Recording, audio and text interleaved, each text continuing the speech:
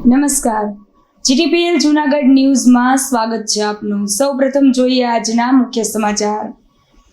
Range IG દ્વારા વાર્ષિક inspection સમારોહ યોજાયો। ભાવનગરના લઠ્ઠાકાંડ મુદ્દે જૂનાગઢ કોંગ્રેસ દ્વારા ગૃહમંત્રીના રાજીનામાની માંગ। ચોબારી રોડ પર આવેલા એપાર્ટમેન્ટના રહીશો ગંદકી અને જનાવરોના ત્રાસથી ત્રાહિમામ। અને માણાવદરમાં મોબાઈલ શોપના સંચાલકની થોડા દિવસે છરીના ઘા ઝીકીને હત્યા। વધુ સમાચારો નિહાળીએ તે પહેલા લઈએ એક નાનકડો વિરામ।